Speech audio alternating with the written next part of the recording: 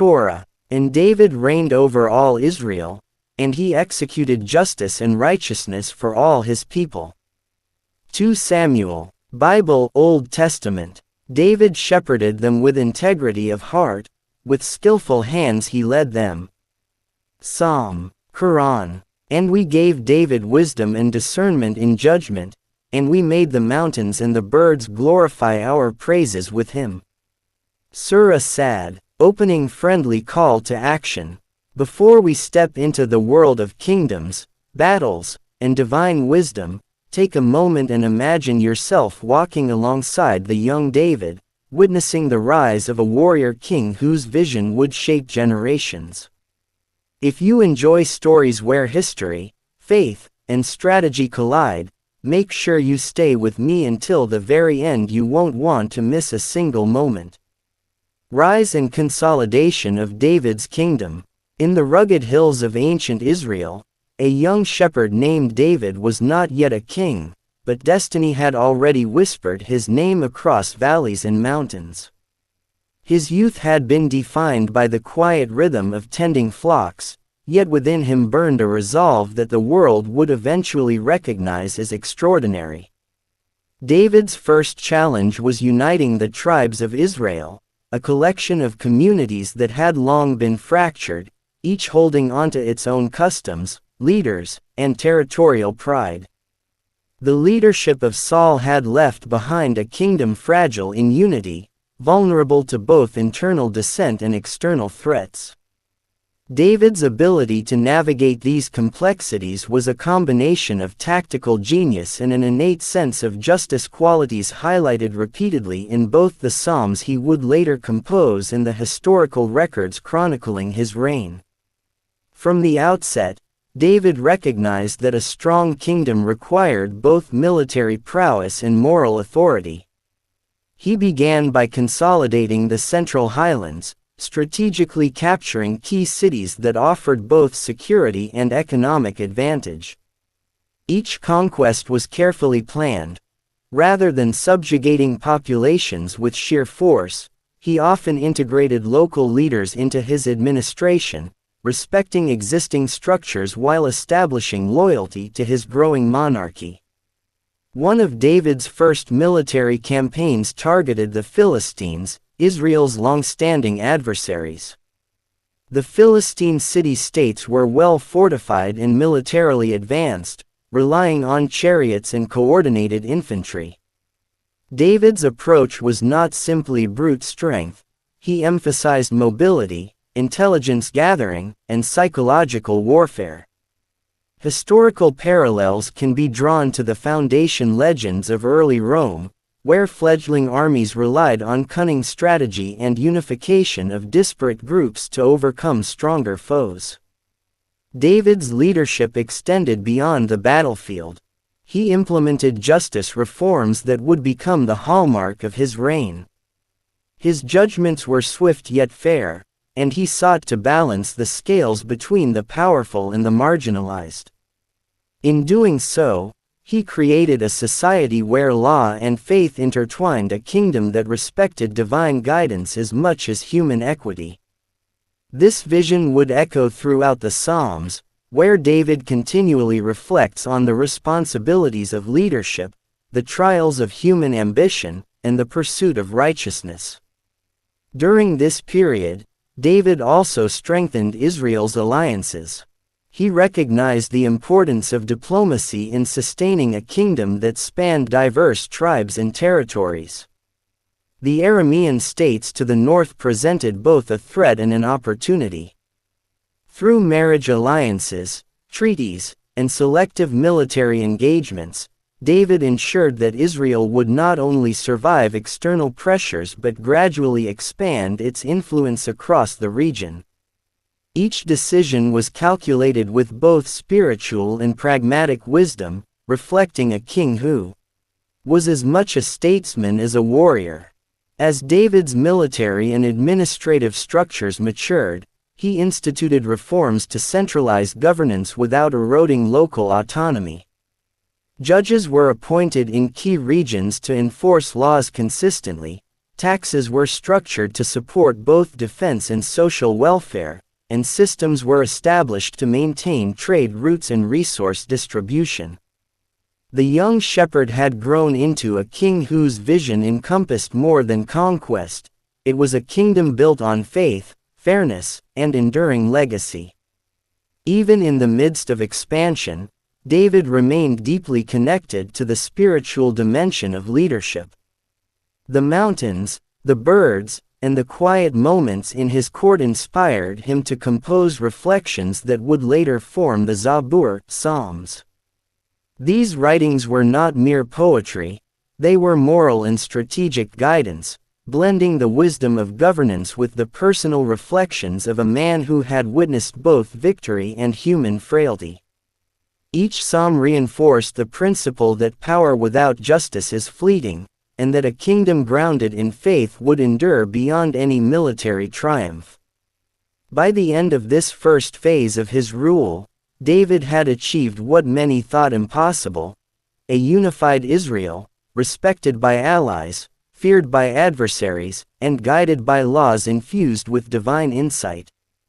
His example set a precedent for leaders in generations to come, offering lessons on the balance of force and fairness, strategy and morality. As David's reign stabilized across Israel, the challenges of leadership became increasingly complex. Conquest alone could not secure loyalty. It was the integrity of law, fairness, and wise judgment that solidified his legacy. The young king understood that a kingdom's strength lay not only in its army but in the trust and obedience of its people. One of David's earliest priorities was judicial reform. Tribes that had long governed themselves under informal rules now required consistent, fair, and enforceable laws. David appointed judges across all territories, men and women known for wisdom and impartiality. Each judge was trained to balance the strict letter of the law with mercy and understanding of human circumstance. In the Torah and Bible, David's justice is repeatedly praised. He executed judgment and justice for all his people.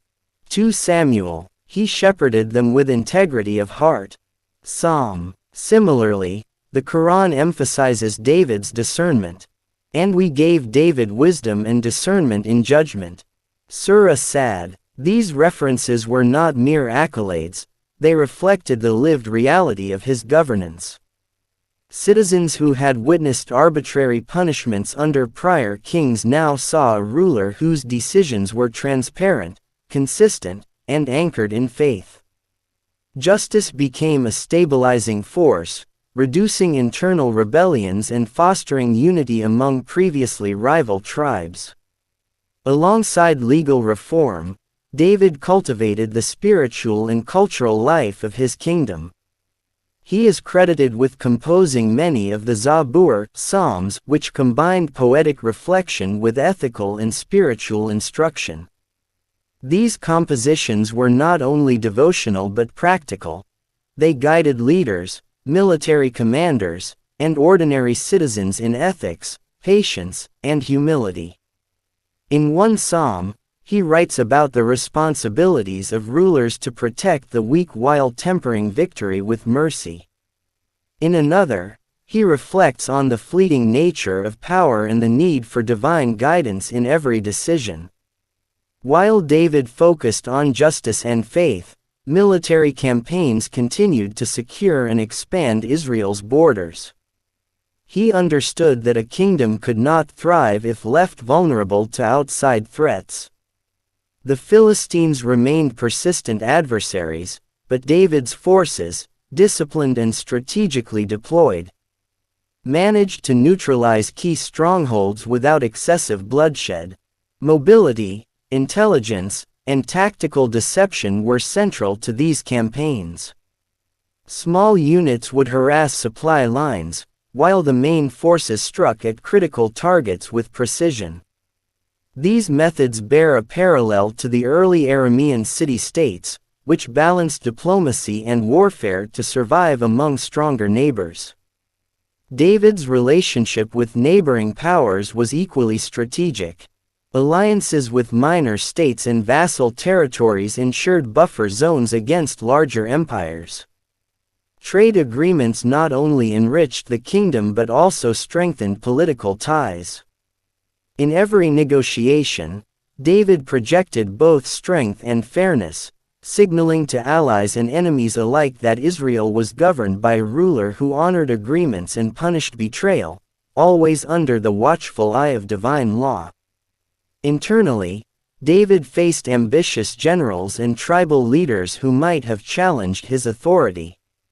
His solution was subtle and effective. He merged loyalty with merit. Leaders who demonstrated skill and allegiance were rewarded with responsibility, while those who plotted rebellion were dealt with decisively but justly. This approach prevented fragmentation while fostering a culture of accountability and service. In addition to campaigns and governance, David invested in the infrastructure of his kingdom. Roads, fortified cities, and supply networks were built to facilitate both trade and rapid military response. Jerusalem, eventually becoming the political and spiritual capital, was carefully developed to symbolize unity. It housed the central administrative offices, religious institutions, and strategic military positions, making it both the heart and the backbone of David's Israel. Throughout these years, David's personal character remained a model of humility and piety. Despite his victories and influence, he frequently sought guidance through prayer and reflection. His writings in the Zabur reveal a man acutely aware of human weakness and the necessity of divine support. These spiritual practices reinforced his credibility and moral authority, ensuring that even as a warrior king, he was remembered as a just and wise leader. The lesson for leaders across time is clear. Military strength secures territory, but justice and moral integrity secure loyalty, respect, and legacy. David's reign demonstrates that a ruler who balances strategy, law, and faith creates a kingdom that endures beyond the battlefield. By the end of this phase, David had achieved a remarkable equilibrium, a unified, prosperous kingdom with robust governance, a capable military, and a spiritual and cultural framework that strengthened national identity. Yet, even as peace and stability flourished, new challenges loomed on the horizon.